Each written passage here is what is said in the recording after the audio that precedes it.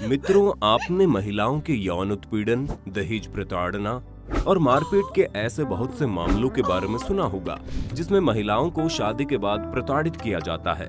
लेकिन ये हमेशा हो ऐसा जरूरी नहीं है। बहुत सी महिलाएं ऐसी भी होती हैं जो अपने पतियों पर इस तरह के अत्याचार करती हैं जिससे परेशान होकर पतियों को अपनी शादी के फैसले पर संदेह होने लगता है कि ऐसी कौन सी अशुभ घड़ी थी जिसमें उसने शादी की। अगर आप भी एक सताए हुए पति हैं तो आपको हमारे ये कहने के पीछे का कारण अच्छे से समझ में आ रहा होगा और हमारे इस वीडियो को देखकर आपको इस तथ्य पर अवश्य विश्वास हो जाएगा, जिसका कोई नहीं होता उसका भगवान होता है। समाज में महिलाओं को समानता देने की पहल बहुत अच्छी है, परंतु उसकी आड़ में पुरुषों के अधिकारों को नजरअंदाज कर देना कोई समझदारी तो नहीं। लेकिन जब बात आती है किसी तरह के उत्पीड़न की, तो यदि ये महिला के साथ हो तो उसे गंभीरता से लिया जाता है, पर जब यही चीज किसी पुरुष के साथ होती है तो उसे गंभीर तो लेना दूर की बात है। उसकी बातों को ना तो पूरा सुना जाता है ना ही उस पर विश्वास किया जाता है। यही कारण है कि आज कुछ ऐसे किस्से सुनने को मिलते हैं जिस पर विश्वास करना मुश्किल है।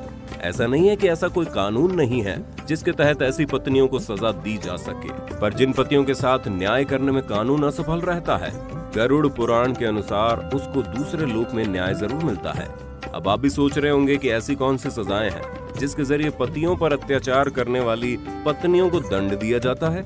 तो आपकी उत्सुकता को मिटाते हुए आइए जानते हैं पतियों को प्रताड़ित करने वाली महिलाओं को मिलने वाली सजाओं के बारे में। पुराण के अनुसार जब पक्षीराज गरुड़ भगवान श्री कृष्ण के पास पहुँचे तब उन्होंने एक ऐसा प्रश्न पूछा जिसे सुन श्री कृष्ण मुस्कुरा उठे और कहने लगे, गरुड़, तुम्हें कलयुग की सही प्रकृति का ज्ञान अब भली भांति हो गया है।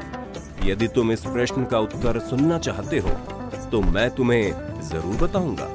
आइए बताते हैं आपको उस प्रश्न के बारे में। दरअसल पक्षीराज गरुड़ ने श्री कृष्ण से बड़ी विडंबना से पूछा, प्रभु, आपने ये तो बता दिया कि प्रत्येक मनुष्य को अपने कर्मों का परिणाम भोगना ही होगा और आपने उन्हें मिलने वाली सजाओं का वर्णन भी किया है, लेकिन क्या आप मुझे बता सकते हैं यदि कलयुग काल में कोई पत्नी अपने पति के साथ बुरा व्यवहार करेगी या उसे शारीरिक और मानसिक कष्ट देगी तो उसके साथ क्या होगा?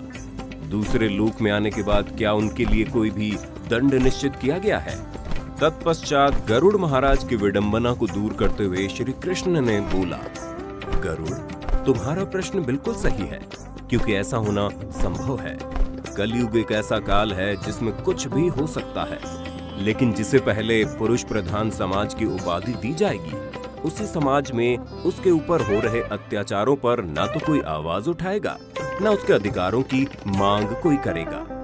ऐसी बहुत सी घटनाएं जैसे पति को दहेज के झूठे आरोप लगाना, पति को धोखा देना, अपनी प्रेमी के साथ मिलकर पति की हत्या करवा देना और पति के साथ तब तक रहना जब तक कि उसके पास धन है, ये सभी ऐसे पाप हैं जिनके परिणामों से अनजान पत्नियां ये पाप करती तो है, लेकिन वो ये नहीं जानती यदि उनके द्वारा की गई प्रताड़नाओं का हिसाब धरती पर नहीं हो रहा है तो उन्हें दंड देने वाला कोई नहीं है। पत्नियों द्वारा अपने पति पर की गई प्रत्येक प्रताड़ना का हिसाब उन्हें नर्क में देना होगा। आइए बताते हैं आपको ऐसे कौन कौन से दुष्कर्म हैं जिन्हें करने पर महिलाओं को नर्क में किस प्रकार की यातनाओं का सामना करना पड़ता है। यदि आप भी ये जानने के लिए उत्सुक हैं तो वीडियो को अंत तक जरूर देखिएगा। गरुड़ पुराण के अनुसार जब कोई पत्नी अपने पति का इस्तेमाल करती है और तब तक ही उसके पास रहती है जब तक कि उसके पति के पास धन है और धन समाप्त होते ही उसे छोड़ देती है, तो ऐसी धन की लोभी पत्नियों के लिए नर्क में दी जाने वाली सबसे क्रूर सजाओं में से एक सजा तमिश्रम दी जाती है,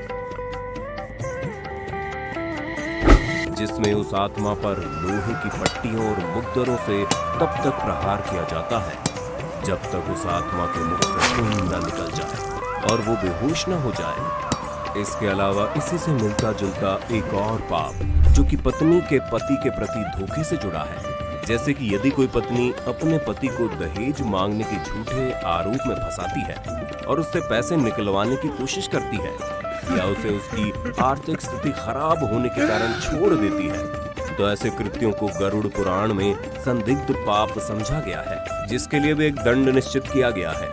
जिसके अंतर्गत ऐसा करने वाली पत्नियों को कई जन्मों तक चक्रवाक पक्षी बनकर ही भ्रमण करना पड़ता है और वो किसी दूसरे रूप में जन्म लेने के अवसर को खो बैठती है।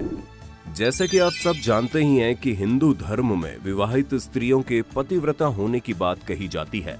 जहां एक तरफ पुराणों में माता सीता को उनकी पतिव्रता होने के कारण जाना गया, तो वहीं दूसरी तरफ कलयुग में ऐसी स्थिति उत्पन्न हो चुकी है जो आज पत्नियों को उनकी प्रताड़नाओं के कारण जाना जाएगा। लेकिन इन कष्टों से गुजर रहे पतियों को ये जानकर खुशी होगी कि ऐसा करने वाली पत्नियों को मरने के पश्चात एक बहुत क्रूर सजा का भागीदार बनना पड़ता है। ऐसी पत्नियों को नर्क में उसके शरीर को एक नुकीले धार वाले चाकू से गोदा जाता है और साथ ही उन पर कोड़े भी बरसाए जाते हैं।